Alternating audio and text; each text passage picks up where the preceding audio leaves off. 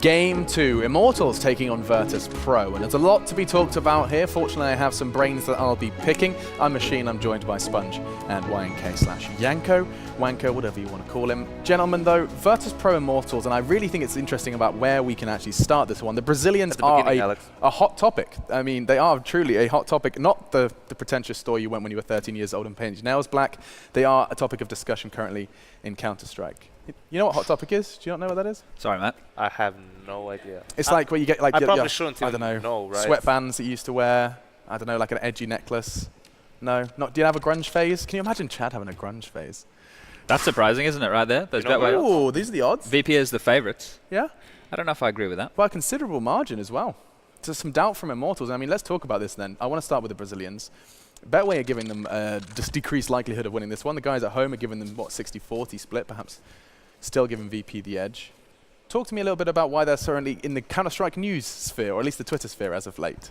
I think obviously them qualifying for the major, right? Yeah. You know, they finally popped their cherry in that regard. It took them, what was it, 4 attempts? I think we were talking about this the other day, right? It took them 4 attempts to get there. And now that they've finally got across that line and made it, they're looking like a very dangerous team. And not only that, I think, you know, with their recent results, people might sleep on the fact that it looked like they dropped their best, most experienced player in FNX, and now they have a player called KNG who's just beasting it up for these guys. And he is beasting, right, Yanko? This KNG kid is, I keep calling people kids, I don't know where that's come from, but this KNG guy has walked in and he's already slapped down quite the statement with his AWP. Yeah, he's had a couple of great performances. You can see on some of the maps he actually picks it up over Henny, whether it's based on maps or just how each player is feeling it at the moment. But it's not just that he fits the profile in-game wise, he also fits the team very, very well outside of the game, being in Bucharest last week, and he's definitely like a third brother to Henny and Lucas in terms of how emotional he is and how they react to winning rounds in those close games. And I'm so glad we breached the topic of emotion. Of course, there was a big discussion about them being very vocal, loud when they win, perhaps even loud when they lose. This is something you're no stranger to, actually, Chad. You used to be in fact, the first time I met you, you were screaming your head off in a Polish hotel. Bit of a muppet. Yeah. Yeah. But what do you make of, what's your kind of 2 cents on the discussion? Okay, to be completely honest, the fact that if you can only win or lose a game based on the emotion that you can bring into it, that's not a good thing at all. I think it's very good to start a game with high emotion, make sure that, you know, you're starting the game properly. You don't want to go into it flat. You want to make sure you're fired up, pumped up. That doesn't necessarily need to be shown with you yelling, being crazy and stuff, but it definitely helps. And if some players can snowball from there, it's really good. But you need to make sure you're not just riding that high. Because when you lose eco rounds, which are going to happen, you know, it is CSGO, then you hit those very low lows and you can find yourself in a bit of a pit of despair. So I think it's making sure you go into the game with the good energy. You can make sure you keep it at a decent level, and when you get close to closing that match, sure, get as fired up as you need. But to carry that throughout a tournament, best of threes, several games, it's hard to do. And I imagine something that I have no personal experience of, I haven't competed at the same level you have, but does it not sometimes feel disingenuous when you're trying to hype people up when something's gone wrong? You're like, oh, nice try, we'll get them next time. Like, does it not feel like there's a kind of disingenuous and almost a hindrance to your play when that happens? So for me, I always played better when I was getting hyped up and fired up and going off of that. Game, yeah, and the problem is when we acknowledged, or at least Yam, you know, he said that we needed to kind of dial it back and be more of a calmer team. Yeah. And from there, I kind of found myself falling into an emotional pit of despair, not in a good way. I remember that. Yeah, it wasn't great. We've all been qualifiers. Depressing times. But I think, you know, you want to make sure that, like I'm saying, just well-balanced emotion. It is the best way to do it. Well-balanced Immortals. And I mean, yeah, getting to the major is a big step. Here in Cologne is another one, looking to see if they can start with a bang versus Virtus.pro. And of course, Virtus.pro, team you actually went and hung out with in Atlanta. I mean, clash for cash. Game versus arguably, if not one of the best teams in the world. Sure. What do we say about this one? Yeah. People that didn't catch it, fill us in. Basically just a show match concept between 2 teams who were at the final of the last major, going head-to-head for $250,000. So pretty exciting concept, and the cool thing about it was they could prepare a lot for each other and their opponents. The issue there was Australis didn't really know what Virtus.pro had done in their off time since all these things have happened to them. And a lot of people watched back those games and go, it wasn't very exciting. Australis, you know, they took it away pretty easy in a 2-1 fashion. But the VP that I saw was reinvented in a way. They had approached the game in a new sense. They've changed some people around, places, roles, that kind of stuff. And I think they have, they're one of these teams that we always talk about being a big stage team. Whether you can get hyped off what they were doing in that environment, I'm not quite sure what the mental situation was for them, but I'm very, there's a lot of promise for these guys going into this event, I think.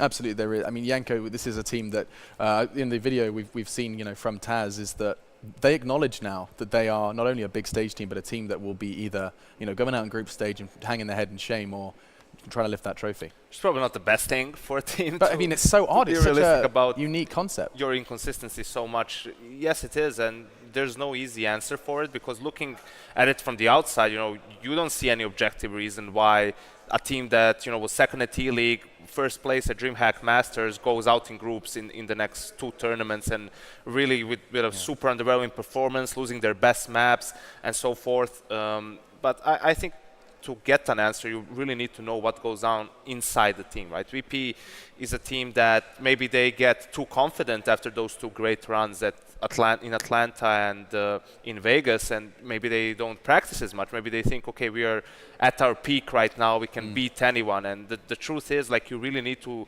keep working no matter what. Even if you're the best team in the world, you constantly need to reinvent yourself. Absolutely. Because people will always look up to you and to your games and try to figure you out. Well, we were given a gracious bit of intel from, of course, Freiburg. We were talking to him yesterday. He was saying that they have been putting in some serious hours. They're online, at 11 a.m. and they'll be grinding out throughout that day. They evidently are putting in the effort. And let's not forget, the last 3 years at ESL One Cologne, they have made it to the playoffs. They want to make it 4, and we'll see if they can do that with their first game. Yes, please, for everyone and for the fans that will be in the Lanxess. Let's not forget that VP corner. That was fantastic. Let's bring up those vetoes, though. As you can see, Overpass has already been taken away. Typically, you end up in a middle ground. I guess that's more of a look towards what Immortals are capable of. Mirage or something is pretty comfortable for both teams, right? Okay. That's somewhere which I think this could be heading for sure. I'm not sure how Inferno kind of plays into these 2 teams' map. It's been a very good map for Immortals. So VP, if they're not if it's not their top 2 map, they should probably veto it out. Again, for Immortals, you can see Nuke. That's the standard veto for them, and you definitely don't want to play it against VP. So it's interesting to see VP, the work they put in. How does their map pool look like now? Because historically, lately, it has been Cobblestone Mirage, right? The 2 best maps, Train and Nuke are probably 3 and 4. So they always get it, though. It does seem like they always, people are aware of that, we're aware of that, but they always seem to get to play it. And it's happened again, VP on Cobble. Yeah, I think that's an interesting one, because it always seems like they're relying, or at least when I watch games that they have control of, you always see massive performances from Snacks over towards A, and in that side hall with the shotgun, with the AWP close range, that kind of stuff. And they can make bad decisions on their CT side. Pasha, he's always very aggressive towards that B platform, can get picked off a lot. So if the guys from Immortals know how to punish that, it could be an issue for VP. But the unknown factor right now with VP, how are they coming into this one? Because we didn't get to see them play that against Astralis. It's not a map pool. It's not a map that Astralis play. Absolutely. So this could be something that they've worked really hard on, as Janko said, in their top 3 maps. So they'd be confident going into this one. There certainly is some confidence, and one man in particular in Immortals was oozing it. It is Mr. Sunshine and Rainbows himself, the man with the effervescent smile. It's Steel from Immortals. He spoke to our man on the scene in MMC. Right before they get into their matchup against Virtus.pro, you guys are coming off a fresh qualification for the major. What's the team vibe right now? Yeah, we are so confident right now. I mean, it's not like everyone knows that Virtus.pro is like an excellent team, like legendary, but our confidence is getting higher and higher playing here in Europe. And this major qualifier, it was so good for us, especially before this tournament. Yeah, I mean, that's a huge confidence booster. You guys obviously coming into Cologne having big expectations. Now, first round matchup against Virtus.pro. Some people sleep on Virtus.pro sometimes. What are your thoughts going into this matchup? To be honest, I think they're prepared. I mean, we are almost at the major, and everyone knows that when Virtus.pro are playing majors, they are a different team. So I think they're super prepared for this tournament, but we are so prepared too. Outstanding. So I don't think you guys know the maps yet, but what sort of preparation did you guys came straight from Bucharest. Now, have you played since you've been here? No, we haven't, but before Bucharest, we had a boot camp, so our map was stronger than ever, so we can play almost every single map right now, especially against them. Okay, well, that does it for us. Thank you, Steel. I appreciate you as always. They can play every single map, and yet they give Virtus.pro what feels like home ground at this point in time. Virtus.pro play every a whole lot of Cobble. You don't believe that, then? Yeah, okay. Definitely can't play Nuke, for example. Yep. They struggled on Everything likes to say it, yeah, we can play every map. Some teams can. Cobble is a good map for them, but they can be one-dimensional on that map. A lot of it revolves around that B bomb site, and Chad already pointed out Pasha on the city side that he is the player playing closest there. So that's something that for VP is very easy to scout. You know that they're going to be coming towards that B bomb site. You can prepare yourself to an extent where you want to fight them early on towards platform, or do you want to let them run their execute, defend, drop, clear that out, and then just retake? We might get completely caught off guard here, and they've mixed up all their CT positions, because this is historically what we're talking about, right? This is what we've seen from them before, and in this lead-up, there hasn't been very much for VP going on. So if they've remodeled it, that's going to throw Immortals off as well. And I mean, that is something that, I mean, you have a luxury of doing when you're an in-game leader, Exactly. right? Is there something quite special about that feeling when you know the other team has no idea what's coming?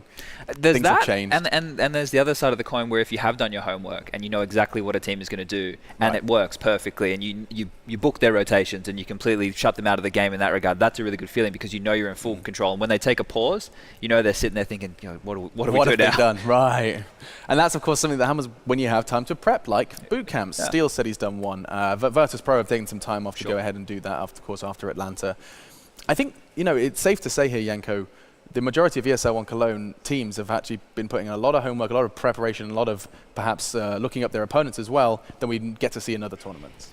Yeah, you have, because of the whole major cycle, right? You had the minors, you had the major qualifier that for a lot of the teams that was, you know, the most important tournament. Everyone wants to get to the major. So teams who already have legend status, like VP, like FaZe, like SK, you know, they had more time. FaZe didn't play an official game for over a month leading up to ECS ever since IEM Sydney, for example. So they had a lot of time to rework the maps, add new strategies, so that they don't get figured out as easily. So that's why it's going to be very exciting. I don't think like at this tournament you can save strats or anything like that. Teams have to test it out. This is a great, like, you know, everyone's going to be obviously trying their best to win, so you can try out the new things that you practiced on and see how it works in a competitive environment. Absolutely. In competitive environment, this is day one of ESL One Cologne, and Immortals are going to once again try and rock the boat. Virtus.pro, if we speak generally for a moment, Chad, do you equally, as others have in the green room or online, do you equally believe there's going to be a bounce back from Virtus.pro? Yeah, definitely. You do? From what I saw in Atlanta, That I was think enough. there's definitely... I know it wasn't impressive by any means, the scorelines or anything like that. They got blown out of the map water. one was cool. Yeah, exactly, right? But I definitely think it's a new face VP, and I always have confidence in these guys in the sense of they show up to tournaments like this. You know, it's getting to be a cliche at this point. But you can never rule these guys out. And I think the high, as I said in the last game, I thought the high for Mouse coming off the major qualifier in this fashion they did it is a positive thing, and they can carry that through and go, hey, look, that was really clean. Yeah. With Immortals, it was pretty dirty. Sure, they're confident in the way that the fact they qualified, but if you look at the way that they got to that major, it wasn't very easy. They made it very hard on themselves, and I think that high they're going to be dipping down quite quickly. I mean, we can touch on it for a moment. Janko, you were over there as well. You got to see some of Immortals play.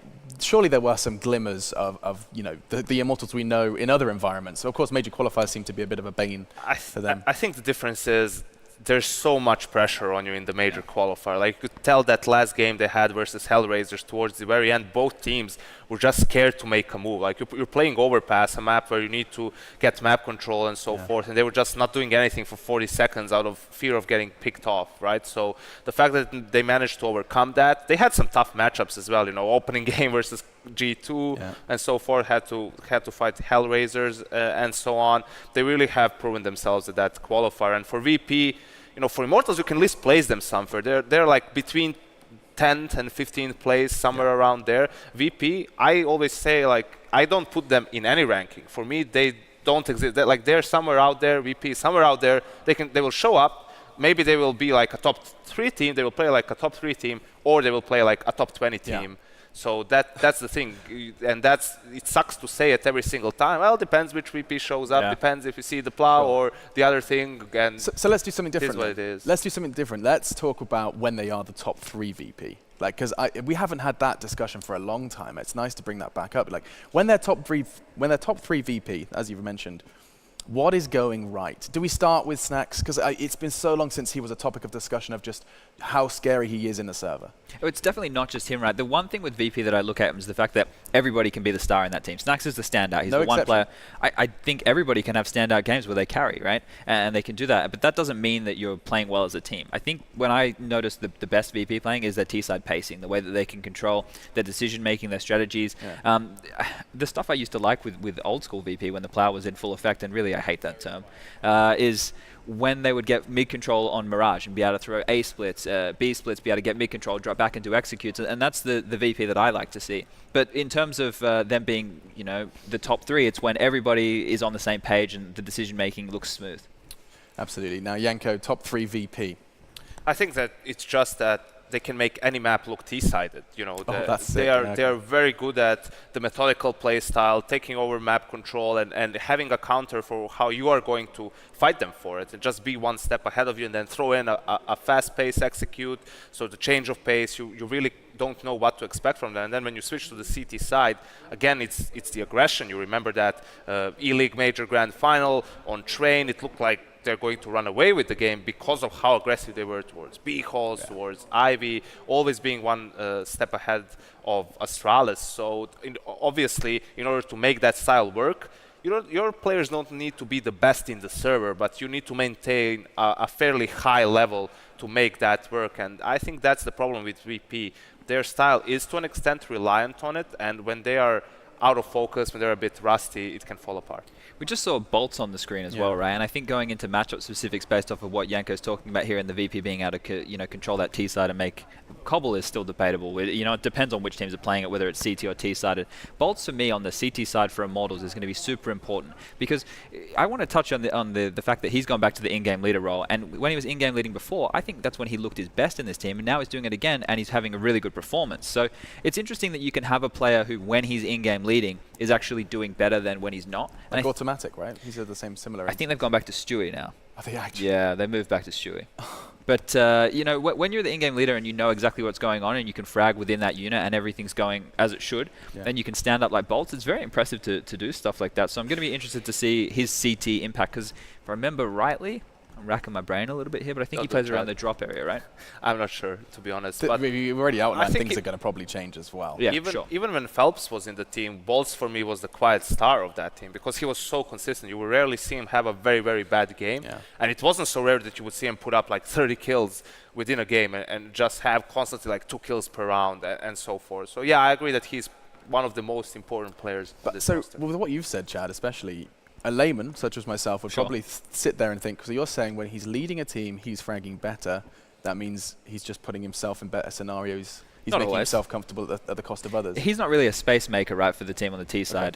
When I saw these guys playing in the NA minor, everybody was finding their entry frags. Everyone was doing their job because the level of competition was a lot lower. But the guys who stand out for me is the way that KNG and Lucas is that deady entry frag, right? He tries to just make as much space as possible. But when KNG is allowed a little bit of space, he's going to take all of it, right? Some of the stuff he was doing, like pushing into connector on train and flanking around to inside, those guys right there are the ones who are, going to be able to make the most impact. Whereas Bolt's just knowing the system, he just knows what he needs to do, and that's why he's like a quiet star. I do like that we've seen the circle break. Immortals are taking their seats. So are our casters. So without further ado, I have to say we get this one underway. In summary, Virtus.pro at their best can make any map look T-sided, according to Yanko. And eyes on Bolts, once again in the leadership role, going to be driving them through Cbble, trying to pick up their first win in their debut game of ESL One Cologne. Virtus.pro have made the playoffs of every ESL One Cologne the last 4 instances they've been here in the Lanxess Arena. Let's see if they can go ahead and make it 5. They start versus Immortals. Your casters, Henry G and Sedekist. Thank you so much, Alex. Yes, I am very excited for this game for a number of reasons. First and foremost, we haven't seen Virtus.pro in a full tournament. We saw, obviously, the clash for cash in a while. They need to recover. They need to rebound, especially with the major coming up in their home country. And speaking of home country, Immortals have qualified for that event. Let's not forget the best international results for them. Yes, okay, they've won a few tournaments, in my opinion, were Katowice. Yeah. That was in Poland. They always play well there, so they're going to be looking to continue on good form into the major. This game has all the ingredients to be a great one. Absolutely. Immortals up against Virtus.pro. We heard the interview from Taz himself. They've adjusted roles. They're looking to kind of, rejuvenate themselves, I guess would be fair to say. Like we've kind of discussed the clash for cash. They looked okay. They won a map off Astralis and got completely destroyed in the other two. But they've been boot camping, right? They've been trying to change things up and bring a new game plan to this next season of big events we've got coming up. Obviously, ESL One Cologne is huge for them, and then moving into the major as well. This is why they've been boot camping.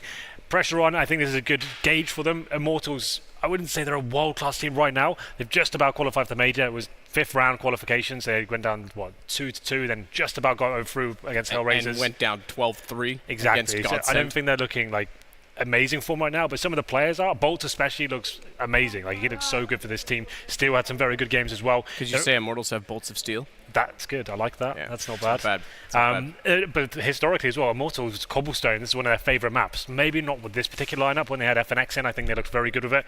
I'm interested to see what they bring to the table. And more so, obviously, with Virtus.pro as well. Have they changed up the AWP again? That seems to be something they love to change up. It's normally Pasha on the main AWP, but Snack's him definitely AWP as well. Same story for Neo, and I'm interested to see where that goes, especially, and just where the CT setups on the CT side of Cobblestone, obviously, as well. Cobblestone it is. Immortals obviously like this map. Virtus.pro, I never, ever really know what they like and don't like. We'll find out. The flavor of the month. Eau de jour. Well, here we go. Yep, going to start CT side. They knife for sides in these best of ones, unsurprisingly. Yeah. 4 sets of armor. Henny with the smoke and 2 flashbangs here. And we're going to see what they bring to the table. Normally that smoke goes towards connector. This looks like a potential A split. We have one player towards top and middle. Of course, that's going to be Henny. All players will drop down. They'll probably go through the window, and Henny will be there to take some aggro away for them as they go towards the A side. Still commit towards B, of course. Depends how the initial interactions go. They find the first couple of kills or some rotating frags from B. They could always fall back as well. But that looks like the initial setup for me, at least. The smoke has been deployed. In we go. Bolts down by Neo already. Bialy, good setup as they get inside of the drop. VP sets a crossfire for it. You can hold it passively, I suppose. Virtus.pro shows us how that's done. And he's going to be the next and last to try and go in toward the site. Gets a pick on Bialy, but he's no snacks. And this is Pasha to take him down 1-0 Virtus.pro. Rather anticlimactic, I have to say, there from Immortals. You're completely ravished as they came in towards the B bomb site there. It seemed like there's one taps all over the place. Immortals, no bomb going down, will be forced by in the second. But there, that was actually towards the B site, getting towards drop down, sure, but Virtus.pro crossfires all over the site, long range, duels, and managing to win every single one. I think they gave away 1 kill there. So, interesting enough though, Virtus.pro with 3 MP9s. Is this an adjustment of their new game plan? I haven't seen this before. UMP, sure, but not MP9s at this stage. Like, they're not really that versatile. You can't really use them for the first gun round, but that's one of them gone. I'm not sure I agree with this purchase from them. You know you're up against armor as well with the Tech 9. That bomb went down. You know, gets 1 back in return. Or was it drop down? Snacks and Steel gone, so 4 vs 4 forces Virtus.pro to be a little bit more passive. MP9's in play for them. Maybe we'll see the return of the snake. That would be nice. In the grass, it literally is that time, Henry. Yep. Virtus.pro, yeah, that's one of the, I guess, most well-known strategies on this map, the eco setup towards the middle. Yeah, that's the thing. They have to be on an eco. Right now they're in control. But yeah, interesting idea. 3 MP9s, one of them's gone down. We do have a scout for Henny, of course. KNG with the picked up SMG. They're going back towards B. No nades, that's the problem on Cobblestone. 45 seconds as well. Pasha tucking himself in that tight corner. Good for 1 frag, probably, with no utility to flush him out. Will be baited in by his teammates. Good incendiary, perfect usage FIVP, just to buy them some more time. Pasha at the archway, Molotov in front, but not deployed onto him. Flashes himself, gets flashed in by his teammate, I should say. Teammate being Neo. He only gets 1 kill out of it, but gets the information they're all there. They act accordingly on the Virtus.pro side, and again, it's just Henny that remains. They try and chase him down. Goes back with the scout. Desperate attempt at this point. Get close on the UMP, so SMG's getting all of the kills. Lots of money built up for Virtus.pro, and they go 2-0 over Immortals. Yeah, pretty decent round from Virtus.pro. Got a bit scary at the start, losing the first weapon, but Immortals there, as we said. It's always so difficult in those second round force buys at the tees, because you don't really get the grenades to work. If you get those Tech 9s, I think you're better off going something very fast and overwhelming. 5 players in the same position. Maybe drop down or danger, fast up middle. I think when you do a default round like that, sure, you might get 1 pick, but then how you actually get into the bomb site. It's going to be round number 3, full eco here. Only $300 invested into this round. Immortals with 1 P250. They'll go towards B. It's so unlikely. It's not like train B bomb site where you can just walk in and hopefully get a trade and get a bomb down. It's very, very unlikely you'll get this on Cobblestone. Probably be aiming for 1 or 2 kills at best. Pasha might be able to give it to him as well. He's only got a pistol here on the upper platform, doing considerable damage for Steel. That nade might just finish him off. He moves out of position, so that's fine. Shot Pasha. He does move him out, but Tech 9 still going to pick apart. When trying to get close to the site. Tech 9 Pasha suggests that he might be going to the AWP early. We know Snacks has been playing with it a little bit more recently. He, meanwhile, has the UMP top middle. A side finds Henny. Neo will close out Steel. 3-0. This time all 5 stay alive, continuing to build up some cash. 1 kill this time for Taz on a rifle, but they'll upgrade, and an AWP immediately for Pasha, so hence the save on the Tech 9. He got 1 kill with the MP9 in the last round, 1 on the Tech in the last, and he's set and ready. Well, there it is. I was speculating as to whether they may change the AWP role for this event. Pasha will be on the main AWP though for the looks of things. Snacks can definitely AWP this map as well. No bombs down in his first 3 rounds for Immortals, so no AWP for them. They're quite an AWP-centric team with the likes of Henny and KMG available to them, but they still have to just do it with AK-47s. Pasha, like you said, stepping up with the AWP. Towards a big platform, that's where he usually plays. Misses the first shot. Might get another chance to take it here. Quite a slow round from Immortals generally, looking for some mid-control as well. Snacks and Taz hold towards long A.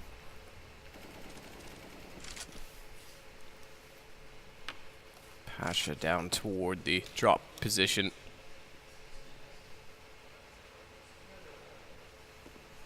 Rather looking that direction down the corridor at B. Top drop definitely occupied. Henny, meanwhile, close to long A, has Snacks trying to get aggressive with him. Bolts is found boosted. Found Boltsted, but it's Pasha that finds the kill from the AWP. So both sides of the sites and map being worked on.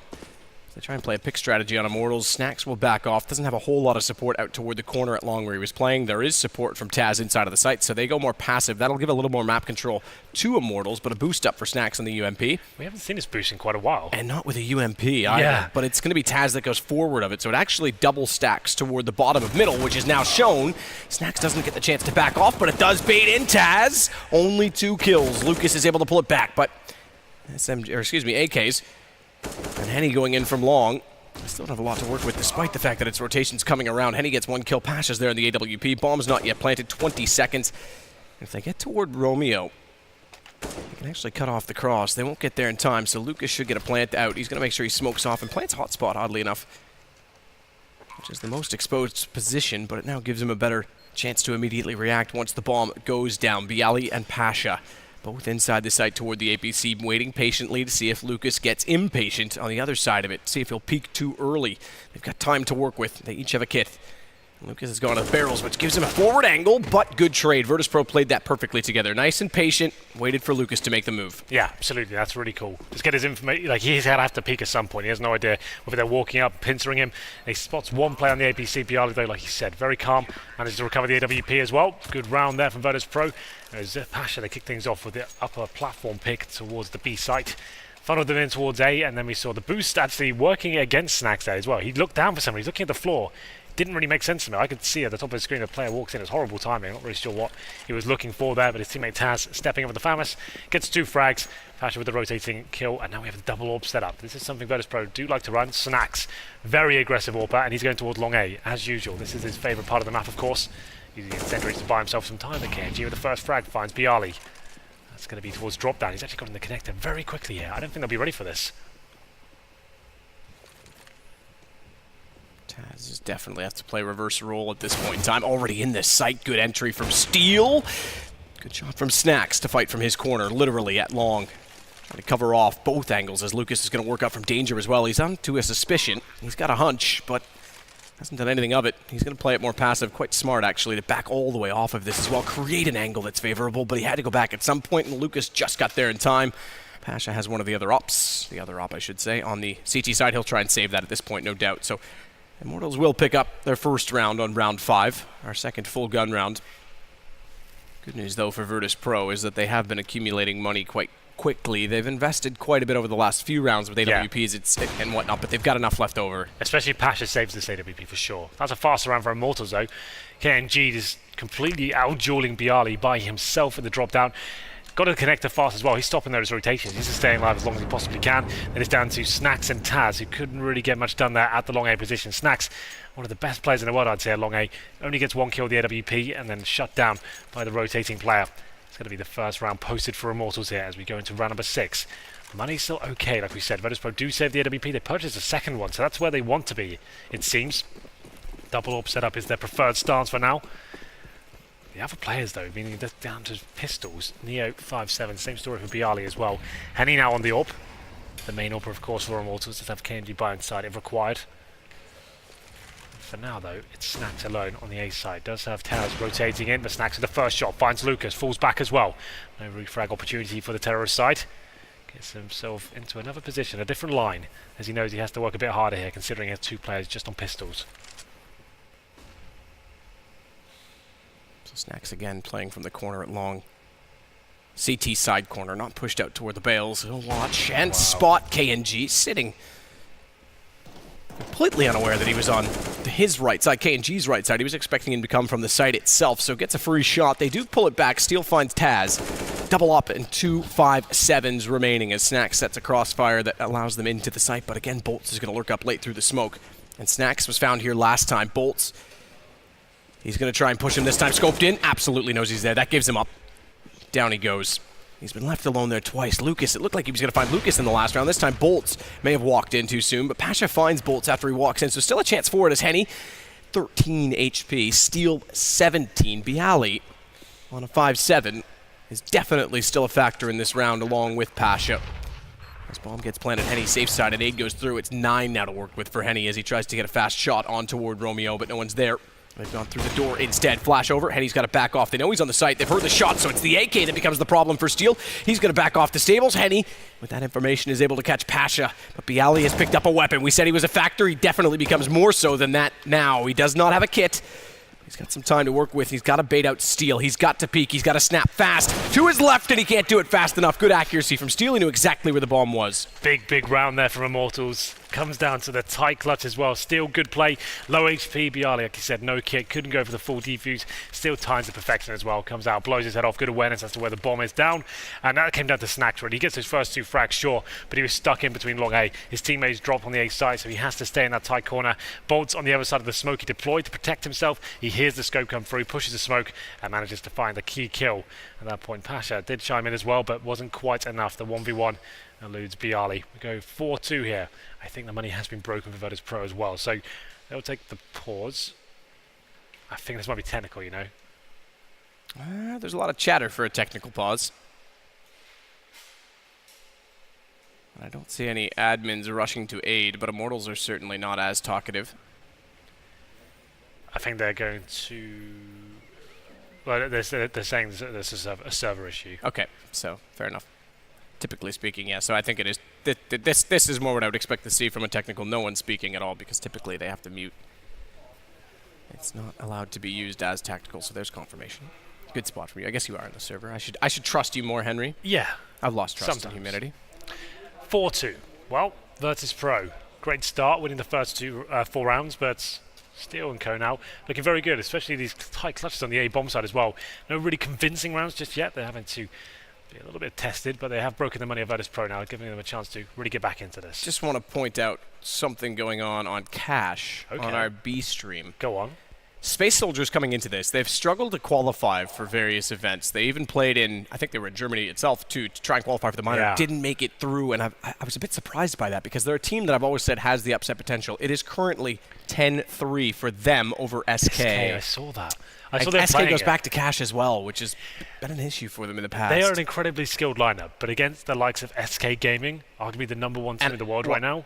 Apparently, Lurpus sent out a tweet saying you would expected them to prepare because they had time to prepare, seeing the opening draw in the bracket for how the Swiss system started off. But he said, "How can you prepare for this style?" So obviously, SK is up to no good, doing something. Or sorry, excuse me, Space Soldiers is up to no good, doing something rather intuitive and elaborate. Unorthodox, perhaps. I wish I could see it, but I'm very excited. I have Space Soldiers as my dark horse in this. Yeah, event. you've always been a fan of those guys. And let's clarify that. A fan, not saying that they could be a top team or they're the next, they're the next, but a fan in that. Yeah. No, but I just want to clarify because I've never said that they could be the best team in the world, but I've always been very curious as to what they would do on a stage with some of the better teams in the world. Sure, me too. They said in their video as well, the little kind of intro we had to them earlier in the day, they prefer playing on LAN. Obviously, when they're playing in Turkey and stuff, they get like 90 ping to even European servers. So it's really difficult to get a real test. Even if they're playing those minor qualifiers online, they're still playing with that difficult setup. So it's great to see them turning up on LAN, like Calix and Xantares as well. We saw what they can do at the 2-on-2. Obviously, can't take too much away from that. We knew they were very, very skilled players indeed, and I'm very excited for that. If they win that game against SK Gaming, this could be an exciting tournament. That's kind of nuts. Yeah, that could be a very, very exciting prospect. Keep in mind that it would put if that goes through, SK and Fnatic both in the 0 and 1. The Swiss system seemed like the solution to a seeded group where you get, especially in the major, where you get two teams that are residual, if you will, that come over from being in the playoffs last time that maybe aren't even on form. There's so much time between majors. And you can have some groups that are rather lopsided. You always have a group of death, and you always have one that's relatively easy. And it continues to be a trend that breaks itself in that if you have an easy group, you get a team that doesn't deserve to be there, suddenly they're seeded higher next time, and it's a continuous cycle. So it seemed like the solution. I've got to give it more review. I think the Swiss system best of one, because one upset just it compounds itself in that it continuously creates sort of an avalanche effect, the snowball effect of how the bracket goes. It's definitely exciting and interesting. From a spectator point of view, I think it's really cool. It is, but it's still not. Every system is going to have its flaws, right? Absolutely. That's I guess a best of 3 Swiss or a reseeded Swiss maybe, in the fact that we go sort of 8 teams, or 6-6, and then after you go to your 1-1s or 0-2s, whatever, then you cross over. But anyway, you could always do and debate that for days. We are back into it. It is the terrorists out of Immortals with guns. They've broken down Virtus.pro with 2 straight rounds, having lost the opening 4. So the pistols and no armor, a nade for Taz, I was about to say Snacks, but for Taz, and a deagle for Pasha to try and shut down Immortals, and that deagle has started off well. An opening shot, a 1-shot onto Henny, but Lucas avenges his brother, takes down Pasha. They'll start to work toward the B entrance. Here we go then. A chance for VP to cause some damage here. I think that's all they'll do, though. That was the only player with a really upgraded pistol. We have one more P250, but that deagle was very nice from Pasha Biceps, absolutely. We're going to see whether VP can find anything else here. Not much to report, I'm afraid. And it looks like it's going to be one more frag for Taz, maybe not quite. So you get 1 kill in total, and 4-3 coming in. Immortals with 3 rounds in a row now. Money's starting to balance out slightly, but it's broken. Certainly bring out the AWP again, but Snacks, he's brought up that so interesting weapon, the Mag 7. He's so good at this map. Somehow he makes it work every single time at long A. That's nuts. Only player that consistently gets 2 frags with this weapon. We'll see whether he does it once again. It's around a break. He could have bought more. You can see he's got so much utility, the fuse kit as well, but he wants the Mag 7. He actually brings it to the table more often than not. And he's at long again. We know JW's used a shotgun. Typically the pump for him at drop, but you mentioned it. Ooh, they're nading it. I wonder if they have an inkling. I wonder if they're suspecting something. They'll definitely know Snacks' presence will be here. But how do they approach it? With a shotgun, he misses the opening shot. First time in a while I've said that in that position. So Lucas is able to take him down as Henny finds Taz. That'll open up the A side, at least for now. They rotate over. They'll be there just about the same time, by which the terrorists will be arriving in this site. Neo has to fire a KNG, but comes out. Well, it doesn't really come out of the battle at all. It comes out worse for where it goes down. It's Bialy that follows the same grave mistake, and Pasha, the last alive, just trying to save the AWP at this point in time. Too obvious, I think, if he went toward T-spawn after getting a kill in tunnels, so he'll try and battle his way out of this situation. Very convincing round from Immortals once again. We know they're a good Cobble side team, especially on the T side, right? That's when they actually seem to be the absolute best. I've always said the word like flamboyant. I think it's very cool, and watching them just work as a pack and having great aims going in together. Lucas, a player I would say was absent in the major qualifier for them, but he's stepping up and going above and beyond. Pasha, the last player remaining, now desperately trying to hold up the AWP. Won't last for very long though. KNG finds him, shuts it down. We're tied up here, 4-4. Definitely a T-sided map, but it's Virtus.pro on another eco here from what I can see. Going to have maximum loss by his next rounds. Probably get some more deagles. Some Max 7. Snacks is all in. All right, Snacks, calm down. No apprehension there whatsoever. He just went all in. Max 7 head armor as well. Why does he need head armor against AK's map? Please tell me. He needs it for the duel with the pistol after they missed the opening shots. So once they miss 30 bullets, he's ready. Exactly. Okay. Don't ask for my logic and expect no answer. I'll give you something every time, Hank. Typically wrong, but I'll give you something. These bolts will give Pasha more than something. He'll give him 3 or 4 AK bullets to think about to the chest, KNG. The same to Neo. Good shot from Taz. The deagles have been hitting. They're doing damage on these rounds. This is the second time we've seen pistols, and Bolt is on 3. They've already got 2 kills before that. Pistols have definitely been doing damage. They know what Snacks is, though. That was ideal for him. He's trying his hardest. Yeah, he's already been tagged down to 17. A bit of cat and mouse going on here. It looks like Snacks will be dealt with momentarily. Could find the frag of the silent GSP. Take a hell of a shot, but Henny, he's got 1 ready to go. Takes him down, and that force buy from Snacks. Snacks is that annoying guy during hide and seek, where you check where you think he is, and he sees you check it, and then he goes, well, I know he's already checked it, I'll just move there. and he just keeps That's moving, and you good. can never find the guy because he's just like right behind That you. was a crazy good tactic. I remember that. Yeah. As soon as you got room to go, you just get in there. Yeah. Oh, he's already checked that room. He's not going back there for a while. I'll go over there now. Well, here we go. Another gun round. Double orb setup. It seems like Virtus.pro want to be there. Like, Chad and I have kind of analysed this extensively. We don't think the double orb is the best setup. Bjarly once again. He's struggling in the drop-down room. It's going to be Lucas this time. Very good game from a double frag once again. He's still alive. Wants a bit more here. Neo actually missing the spray, and he's on 1 HP. Surely that's the end of his rampage. It is indeed. Neo knew he was in the corner. Made no mistake of pre-firing it. 1 HP. It even came through a cobblestone wall to take him down, as now it's going to be a convergence to the A site. Snacks goes to cannons, capping the smoke on either side, but no opening in it. There might be toward top ramp, but only if he can survive long enough, because they've swung around behind him on this site. You might have expected him to find the shot on Steel, but no luck this time for Snacks as Pasha battles off from inside of the hut. Bolts finds him. Neo inside of the site. Steel wins that exchange as well. Another round for Immortals. They go 6 in a row. They're looking great, aren't they? Pumped up. They said the major qualifier was good for them. Not the cleanest of events, but still got the result they wanted. The first one they'll be at the major coming up in a couple of weeks. Well, less than that. And we go into Virtus.pro, giving yet another round away here after going up 4-0. They are getting pulverized right now, especially towards drop down. That's the problem right now. Bjarly unable to actually do anything about it seems. Lucas this time, as with KNG before, just running in and helping himself to the first frag. Henny this time, he does the very same, takes down Snacks at the very beginning of the round. 5 on 4, only pistols and some HE grenades. Bjarly has some body armor, need more than that to defend the drop down run, I think. But now Immortals got that first pick, sticking together. This is great for them so far. But the thing is, on Cobblestone with VP, you can never count them out, right? They're the kings that come back on this map, I would say. They've done it so many times at big tournaments. You think they're out of it, then all of a sudden they find like 6 rounds in a row in the second half, and then we're back into it. Some heartbroken moments thinking back to likes of North, for example. Steel gets inside of the drop room. Bjarly's already lost most of his team inside B, so he's really not sure where he should be and where to look. He just goes down as a result. Couple slaps, couple fist bumps, but Virtus.pro need to do more than that to lift their spirits and confidence. They need to get around. Snacks goes back to one of 2 AWPs. You just talked about this double op setup. Pasha's got the other, not surprisingly, and I expect it'll be the same setup as always. Pasha toward B, Snacks toward long, and so far that's the case. Snacks already actually out toward danger. He won't go for the full peak this time. They are close. They're playing a default Immortals to try and contain Snacks, I feel like, as much as anything. Smoke down toward danger for exactly that reason. They're, in fact, able to push immediately behind Snacks. This is a huge gap for the defense. They're doubling up the drop room for defense. Snacks is so far removed today. They're actually at the top middle already, so they have to come back through tight choke points just to get the position. And Henny knows Snacks is out there. Yeah. He's just going to go straight toward him. He's going to be ready for it, or is he? Not scoped in. Snacks gets one back, and Taz thankfully wins the battle against KNG. But they definitely know what Snacks is up to every round. Yeah, well, can't lock him down this time. Lucas does get 1 frag in return, but Pasha fights there to recover the situation. Bjarly goes 1 step further as well. Finally, a round for Virtus.pro after losing 7 in a row.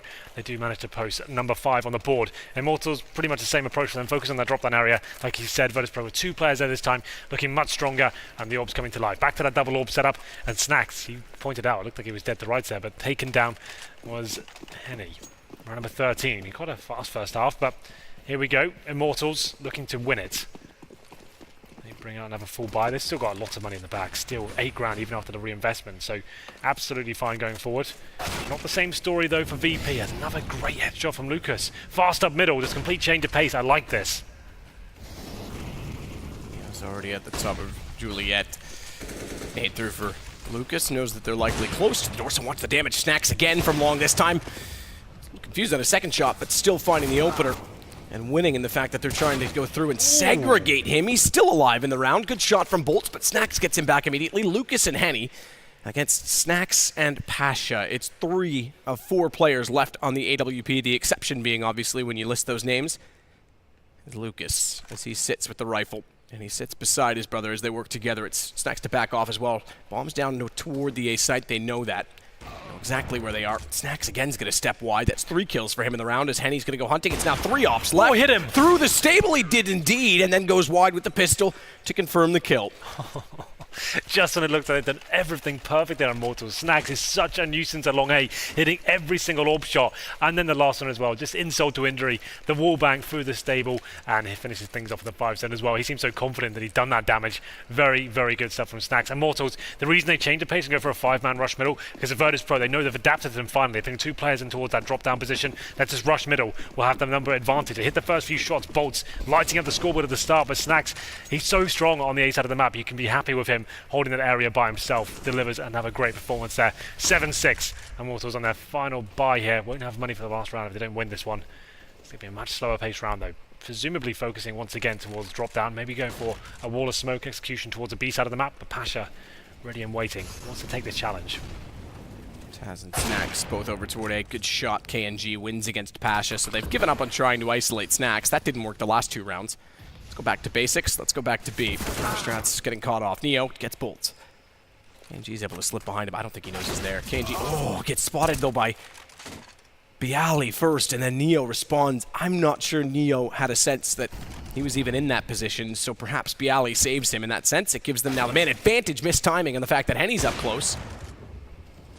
Neo gets dinked down to 26, but Taz has doubled up toward the window. He's very good, we know, at holding that. In fact, last year at Cologne, he had many rounds where he shut down that window, specifically, I believe, against SK. Absolutely. He's very good there. So Henny the last alive, round 14. Immortals want 8 to secure the half, but he's got quite the task. His first kill, with 3 still to find. Has the bomb to work with, but not anymore. Snax has already found him. He got him from the drop room, and even if he hadn't, they had the flank in position, so there was nowhere for Immortals to go. And we saw a little snap of information, but that's gone. I think it's something about space soldiers. I'm assuming that they're leading. 12-3 in the first half. That's insane. T side, I didn't actually look at the side. CD side, yeah, still, that's ridiculous. That's a really cool storyline. If they do that to kick off the tournament, they're going to be ones to watch. Imagine them in the playoff. Crazy. But anyway, let's get into the final round here. Virtus.pro versus Immortals. Virtus.pro, after losing 7 rounds in a row, recovering now. Seems like their adjustments have worked out for them. Like I said, money would be broken, but still, that doesn't bother him. It's going to be Neo this time from the drop-down area that gets taken down. Still the advantage, I would say, in terms of the firepower. It's going to be Lucas, though, probably taking that away from the Bialy. A really rough game for him, but Pasha, he is the last line of defense, trying to do what he can, but doesn't look like it's enough. Snax back in the window from drop, gets Henny. He just made himself comfortable. A shot from Snax on 3 HP.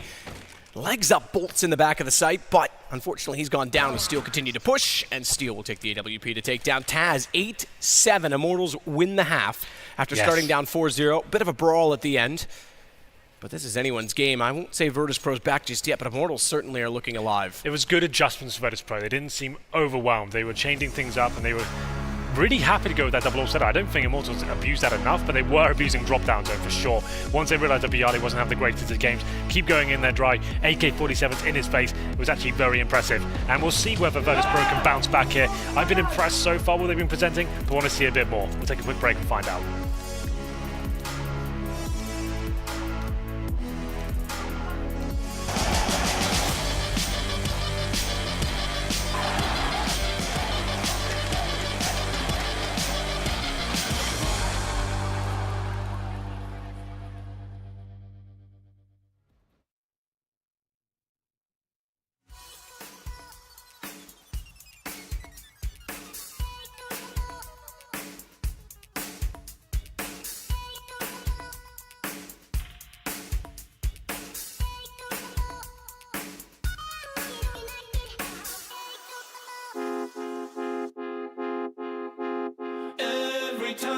Two are getting rough, my mind just sounds like Shia LaBeouf. It says no, no, no, no, no, just no, no, no, no, no.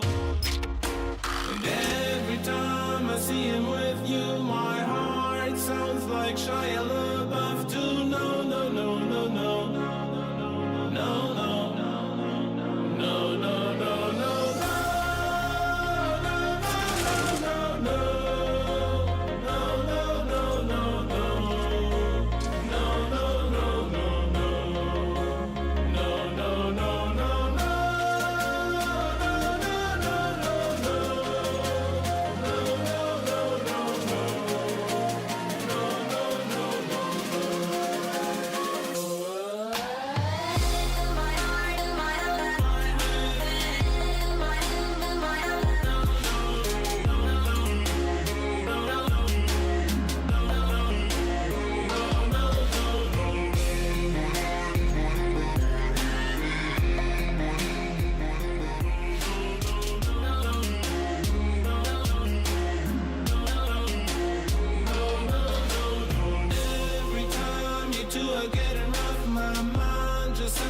like trying love off a test. No, no, no, no, no. Just no, no, no, no, no. And every time I see him with you, my heart sounds like Shia LaBeouf too. No, no, no, no, no. No, no. No, no, no, no, no.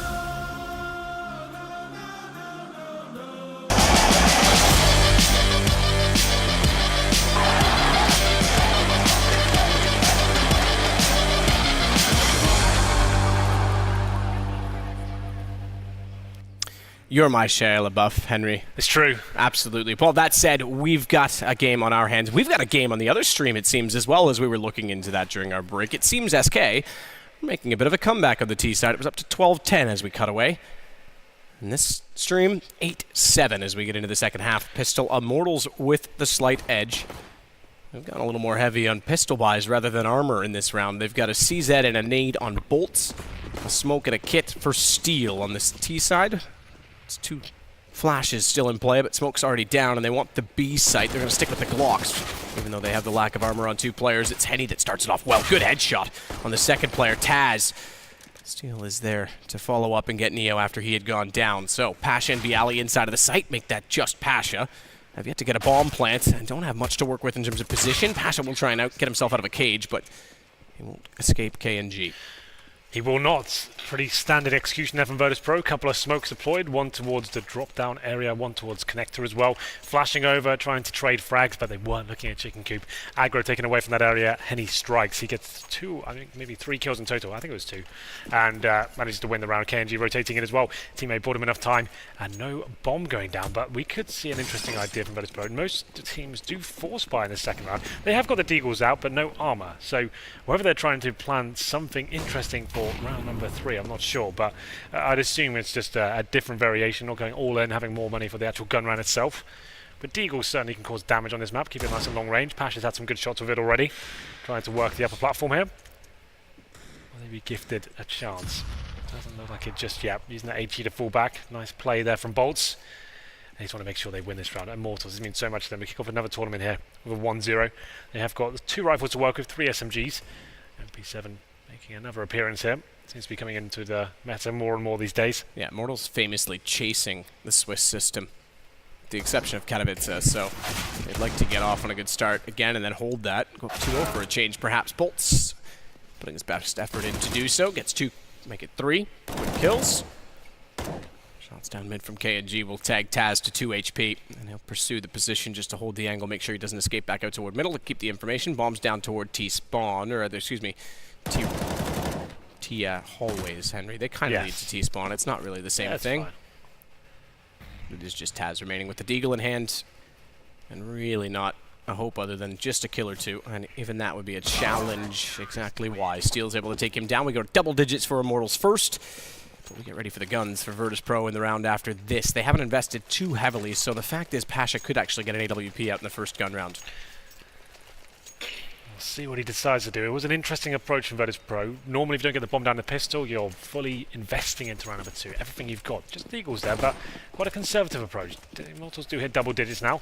They'll be able to keep up their MP7s and UMPs. Just opening the bathroom doors there for some reason. I don't know why, but having a look inside just in case. No one in there, unfortunately, for him. As we enter round number 18 here, not really much Virtus.pro can do with this one. They've got PT-50 sure. 1 flashbang, though. Maybe waiting for the initial utility to be used by the CTs. Flash into a key position and try and trade a frag. Very unlucky the bomb goes down, but got to have hope.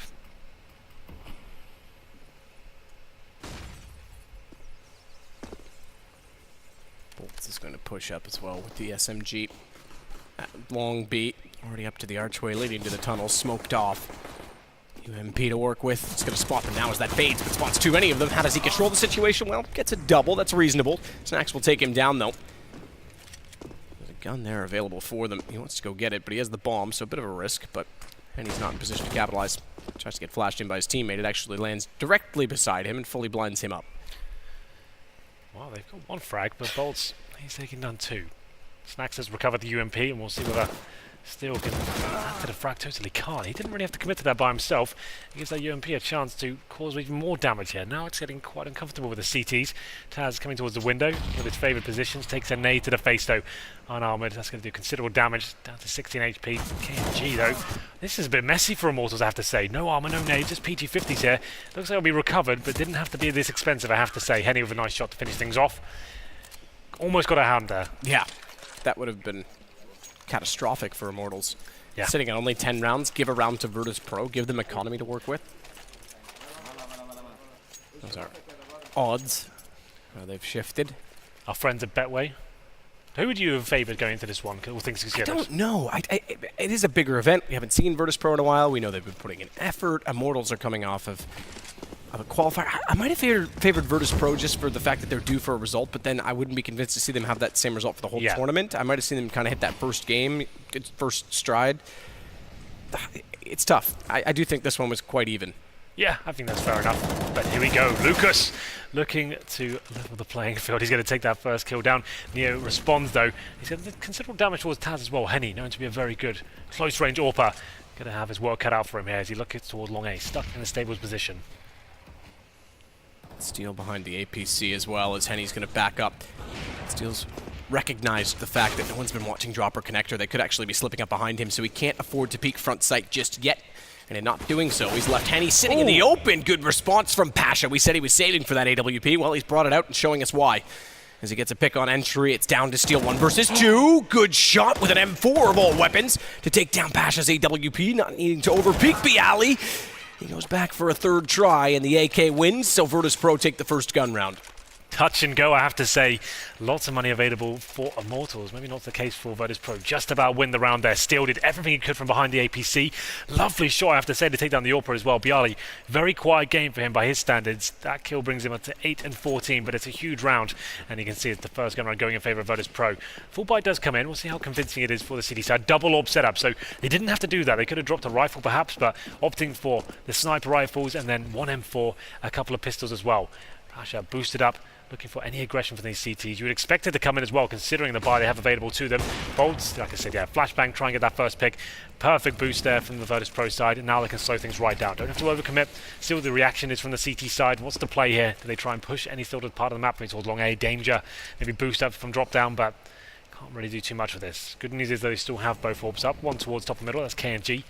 Henny at the back of the B site, behind the statue position. So it looks like we'll have a Virtus.pro B commitment momentarily. Don't have to rush here. Things considered. Still have smokes to work with as well. Snacks with the bomb. We'll give that to Taz though. Wants to operate alone, it seems.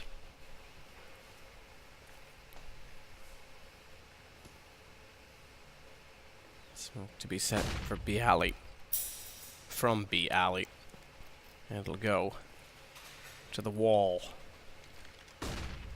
Double up M4, Steele. The M4 gets close enough, drops Taz with bomb. 40 seconds, they can grab that, but it's inside of the site. They have to commit, and Pasha will help them do so as Henny flashes through. No smoke on the backside of the statue. He fires a shot early. They know exactly where he is, and he misses the shot on Bialy that allows them closer for the plant. KNG. He at least gets one over the edge of the statue to find Neo. He knows as well that Snack's inside of the drop room, and he's now stuck in the site, surrounded by them. Oh, that shot would have bailed him out and potentially even given him a way to save at the very least, but misses it. Snack stays alive. Bialy takes him down. Virtus.pro find 2 in a row. We go 11-9. Yeah, and probably 11-10, all things considered, because Immortals now, that was technically a force, but they got double AWP. Sure, that's great, but 2 players on pistols, 1 and 4. They were clutching at straws at best there. So Bolts tried to get flashing towards the upper platform, couldn't find anything for it, and Virtus.pro just slowing things down there. The 5 and 4 smokes out, takes some slow map control there, and Henny missing some key shots, and the B side was fully exposed. And okay, that's a nice little rush on the CTs, but they're mowed down one by one with these Mac 10s, and the round is over before we even get a chance to finish our sentence. It's going to be a quick one for Immortals. They knew they had nothing to work with there. Try and rush through, and a surprising tactic, I guess, but the Mac 10s ready and waiting. That adds to the coffers quite considerably of Virtus.pro. Do they keep these Mac 10s, Matt? What do you think? Mac Daddy, baby. Yeah, that's your call. Yeah. Do it. Just get it. I guess, why not? You've got a huge round here. If you do manage to win it with something very fast towards drop down, both Mac 10s going together, that could be quite an interesting idea. They're going to be setting up for smoke. So this is a big execution off the very start. This is something from the boot camp, I think. I was going to say, I was just about to spot This is something this. new. This is like NIP smokes to be. Yeah, but normally you do these smokes like as you're rushing, you have like 2 players doing it. I've never seen it like that before, like 4 players lining up like that just before a set piece. It looks quite interesting. So down they go. It's a deep wall, leaving the entirety of the it's crazy. platform. That's really cool. Now, the problem is that it leaves the platform, so they have to confront Henny at some point in time, and there is a player in Hobbit Hole, which could spoil it all, except... Oh, that's even cooler. Look at it. They drop down into the alley, they go behind their own smokes, and they reverse the play. They're going to retake, essentially, the site from the CTs. They get behind them. Oh, I love the... That's so intuitive and brilliant. That's awesome. Great to see Virtus.pro getting creative. Snacks takes down KNG. It's only Lucas remaining. They had no idea how to respond. So it looks like the wall of smoke is a traditional one, right? But you could see a path being burrowed for them on the right-hand side. They go by the tree, through the smokes, and then, like you said, retake the site. The CTs have no idea what's going on. They think, is this a fake? Is it actually coming towards it? They're going towards A? No, that's a brilliant new strategy we've seen from Virtus.pro. The boot camp definitely paying off, and Immortals wondering what in God's name just happened to them. I've never seen that before. They That's a even great thought, strategy. if we get inside of the smokes, because that's Yeah. usually the hard part, Yeah, is exactly. getting inside the wall. So they're inside them, You and think then we've guess got it, what? boys, We're ready to behind go. you. Yeah, that is super cool. That one smoke as well, in front of the hole in the wall, lets them drop in so convincingly. That was very cool indeed. Question is that, I mean, that almost has some adaptation to it as well, because you don't necessarily have to wrap around behind them. You can still just take the site with the smokes down. So how do you counter that? Well, that's quite a large hand Virtus.pro has shown us in the first game of Cologne. No here. shaving strats for the major. No, exactly. That's Yeah. what I meant. Like they seem to be giving everything away in the first game. I guess when you're kind of trying to revigorate the team and get everyone back into a winning mentality, just throwing everything you've got into these games, making sure you win against kind of opposition you would expect to. Against Immortals, you'd say Virtus.pro, obviously a more decorated team in terms of CSGO. But that was kind of interesting. I haven't seen that in that kind of intuitive play in a long time. That was really cool. So it was 11-11, sure, but it looks like we might have a server issue. They're talking about it on the server right now. They're on pause. I think we're okay. We're absolutely fine. Has to be an eco for the Immortals side. As we get into round number 23.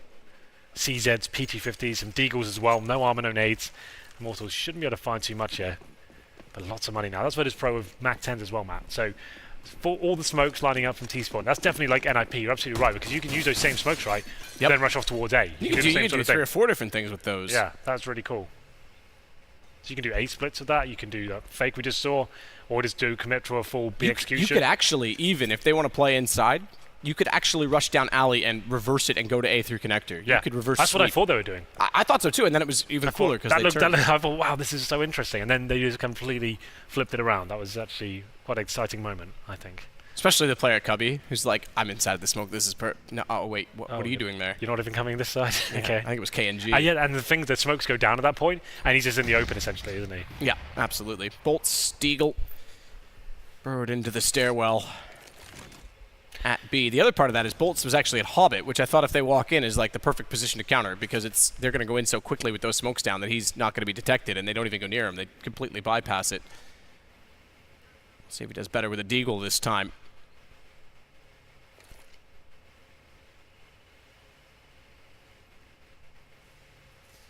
He may find one. He's got the crosshair placement, but look at Taz sneaking in, gets the AK shot. Stacked up toward the stairs. Henny's going to play Hobbit this time. Molotov out toward KFC. Actually, take that back. They put it right in front of him. I didn't see that one thrown, so they push him out of position. They're definitely reading everything Virtus.pro, and they are in control of this game. They're going to take down KNG. It leaves Lucas. All 5 were staying alive. Lucas does manage to get one. He's going to try and rotate himself. Okay, back to the same position. I thought maybe toward drop as bomb gets planted. Has to do as much economic damage as possible, but they're building cash, Virtus.pro, and they've definitely taken the lead now, 12-11. Yeah, they've got stacks for days. It's like every player's on $10,000. Definitely not the same story for Immortals, but they do have enough for double orbs at least on the chase right now as they lose the lead, 12-11. Going to be 5 rounds in a row for Virtus.pro after losing the pistol, going down 3-0. Looking very good right now, and they're sending 4 players outside B once again. Are they line up the same smokes? They're not. Back to a more default round here, round 24. CT adjustments. Let's see if we can find him. KNG with the other orb. He's towards long A. Snacks-esque. Lucas backing him up towards danger, just watching his back. And for now, Virtus.pro slowing things right down. Pash is still the main AWP, it seems, on the CT and T side. That's always been a question mark on Virtus.pro. They do have the ability to mix things up. Neo, Snacks definitely have the potential to be main AWPers as well. And they did say that boot camp has meant they've been adjusting everything, and we've seen one of their really cool strategies already. I'm intrigued to see what they bring on other maps as well. That also says to me that they're happy letting this go to the best of ones. We often see a neutral ground map. Immortals, we know, like this map. So the fact that it got here, I was thinking, okay, maybe Immortals are onto something. Virtus.pro's clearly prepared.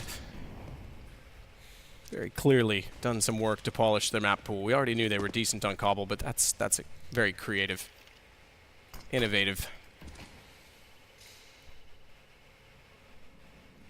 And that smoke. Oh, that's going to be very thin any second. And it is thin enough. He's got Pasha down. Finally, the opening pick for Immortals. It's been a while since they've had one to work with. They desperately need this gun round as well, especially with a double op purchase. Good. Still adds to the total as well. It's got the clean sweep coming in from Immortals here. It's going to be Bialik, the last player remaining. He can't find the frag, and it's going to be Henny to open things up with the AWP, following them towards that drop-down position. Steel was ready for them, and they managed to bring a round back in their favour. 12-12 now, as we do have them. Plenty of cash to work with. That's a nice clean round, only one player going down. So they'll bring the double op setup out once again. Still defuse kits here.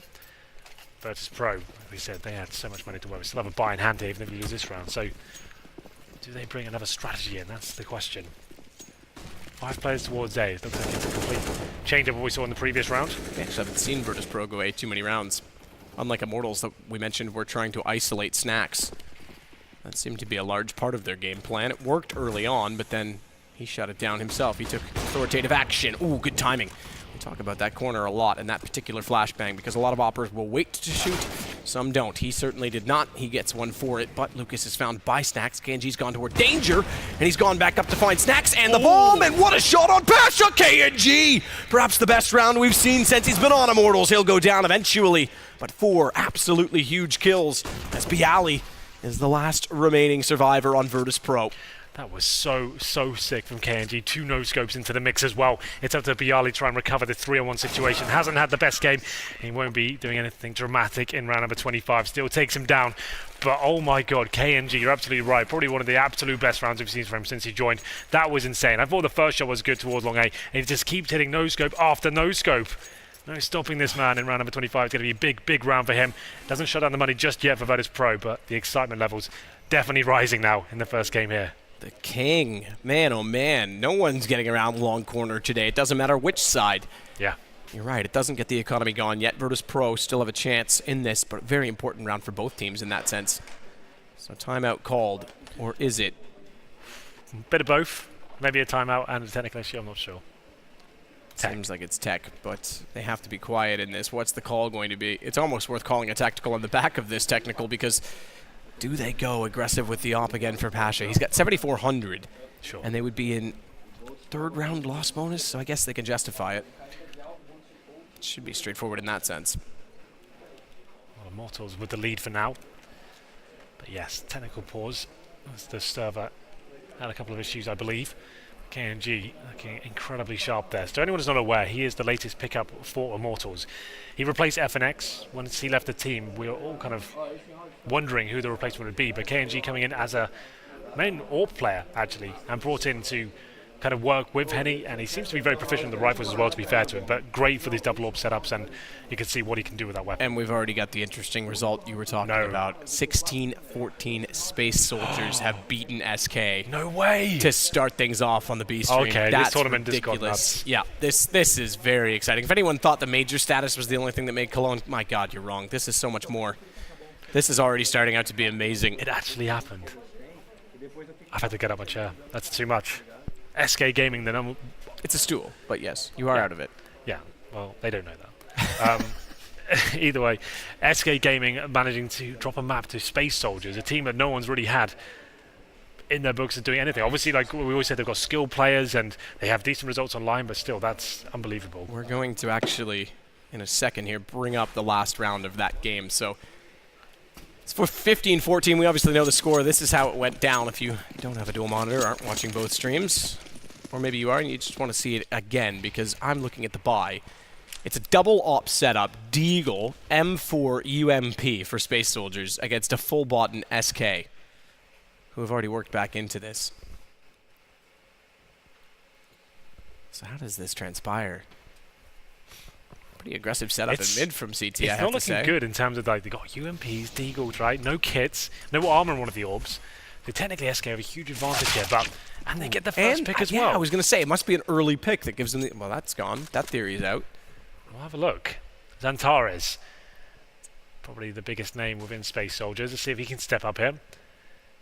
Bit of map control from SK, biding their time, looking good for them so far. Waiting for the CT reactions to come in, and maybe that's their downfall. It may have been. It's kind of interesting to cast around where we know the outcome, but we don't know how.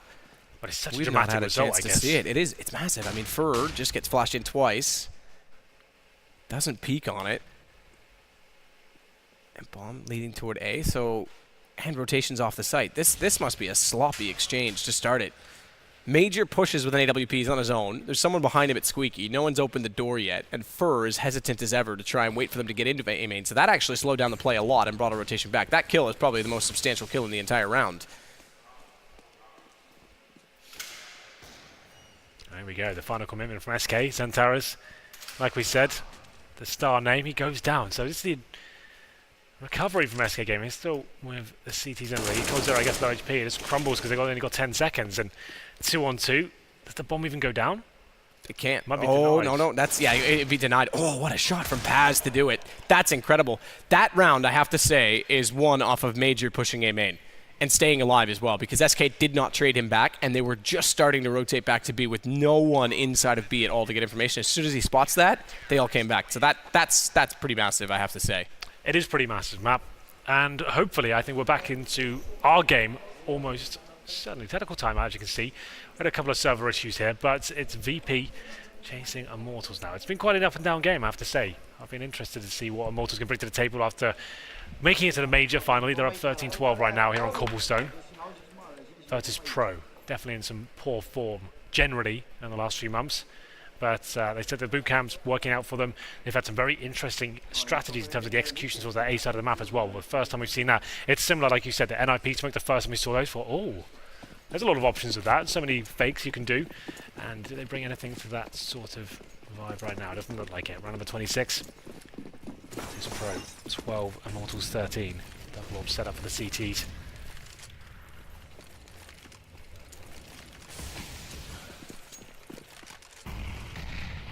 Pasha. Trying to get closer with the EWP. Look at how fast this flank's coming in. Oh my goodness. Bolts is behind him, and they're still setting up. He's going to get free kills. He's got 2, snaps it over and gets Bialy as well. That should have been traded back. That's so big, so audacious for him to push all the way around and get to P tunnels when we were still at 1:30 by the time he'd pushed through A. Very, very impressive stuff. Bolts has been the star player, and then some for Immortals in the last few weeks. It's been great to see. Pasha now with Snacks, trying to recover the situation. They've got an all for Pasha. Just hoping a mistake's made. They've only found 1 kill so far. That's after 3 have gone down. So Pasha needs to work hard here. He's got no nades to work with. Snacks has the Molotov, but they're separated. Snacks towards long A with the bomb as well. If he gets dropped, that's round over. Needs to be very careful as Pasha repositions, trying to help him out. Don't really have much to work with it. So with no smoke, how do they cross to the A side? Have to use that Molotov very intelligently. Smoke. Another flash, excuse me, from Snacks. Pasha will follow up. Molotov to push them back. That gives the position away as well. He fires the weapon. They might have saved her. This will put Immortals on 14, and we talked about finally breaking down the bank. Save would be smart almost for that reason. The money is going to be with a third round bonus just around the threshold where maybe they could justify forcing with the 2 guns that they do save and try and keep this off of overtime point. But Immortals are now 2 away. Well, they'll be just about enough to buy with the money they have remaining. There's the frags and bolts. What a backstab that was. 3 in total as well. They just didn't see that coming whatsoever. Tunnel vision from them in terms of the B setup.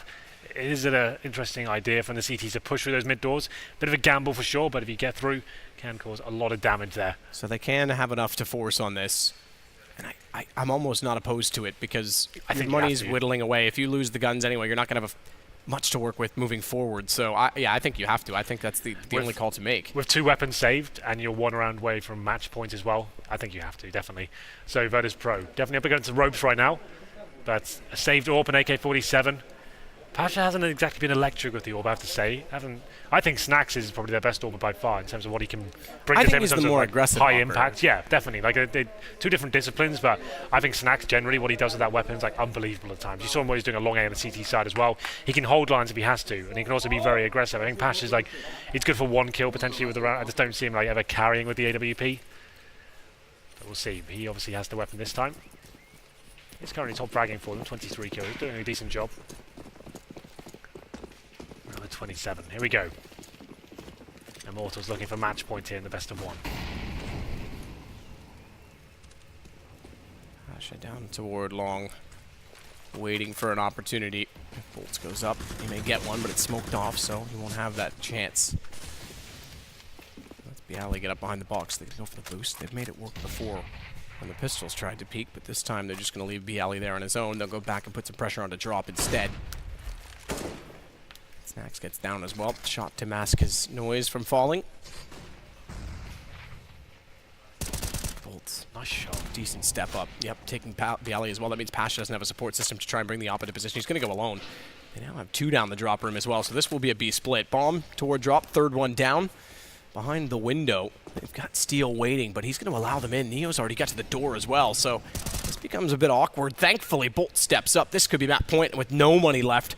Immortals, oh, they could go up 0-1. Imagine a world where we have Fnatic, SK, VP all 0-1 to start off this tournament. That makes the second round even more incredibly difficult. What a difference a year makes here at ESL One Cologne. Who would have thought that would be the way to kick things off? Well, 15-12 does come in. Virtus.pro need 3 in a row now to force overtime, and it's not looking good for the start of that campaign. Tech9s, CZs, 1 UMP as well. Not a single rifle here. They do have the utility to come with. Do they go for the execution once again? Doesn't look like that's the case. Not going to see at least the one we saw before. They do go towards the B side of the map here. HG's using the very start of the round. Still with smokes in their back pockets, Molotovs as well. You'd assume it has to be a wall of smokes towards B. It's the only way I see them actually getting into a bomb site and potentially getting a bomb down here against the double orb setup. That makes a lot of sense. Flashbangs being deployed, smokes being lined up as well. Last chance something for Virtus.pro. What have they got? Smoke bounced into the alleyway. Nothing toward the tree, but no one boosted. Set smokes all the way across. This is the more strategical and standard wall as they drop in to take out Steel.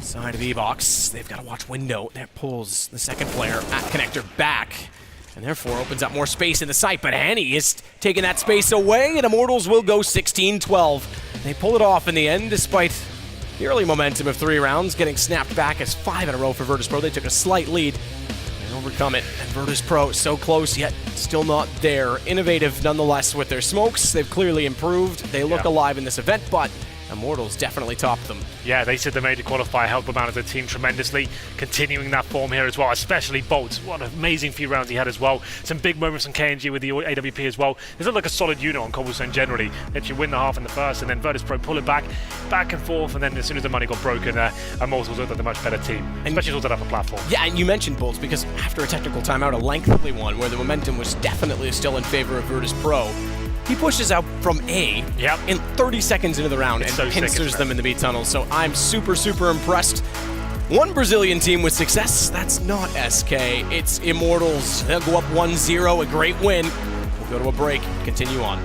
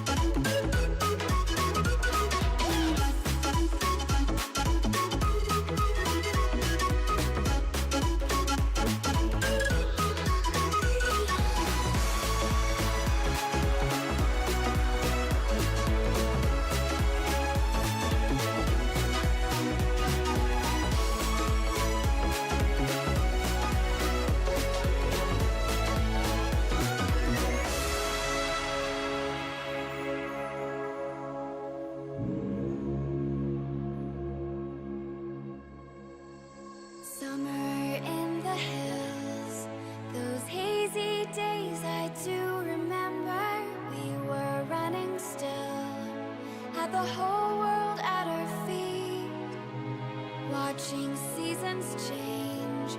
Our roads were lined with adventure, mountains in the way couldn't keep us from the sea. Here we stand open arms. This is home where we are, ever strong in the world that we made.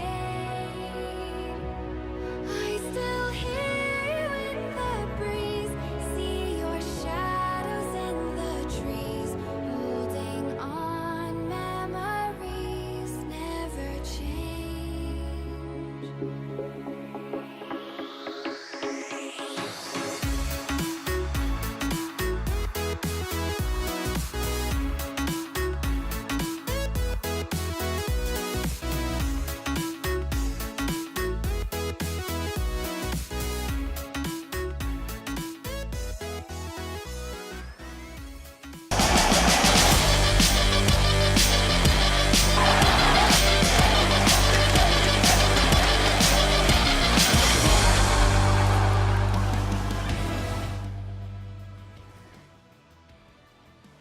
The Pay Safeguard post-match breakdown.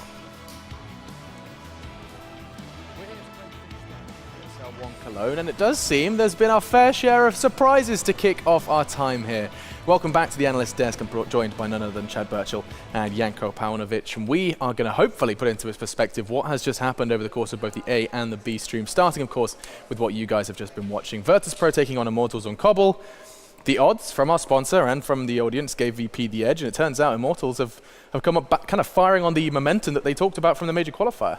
Absolutely, and it did seem at the beginning that VP was actually the one who came super prepared for this tournament, started off great, but Immortals managed to find a way back into the game, and then in second half were just able to close it out without really too much problems, despite seeing some cool things from VP.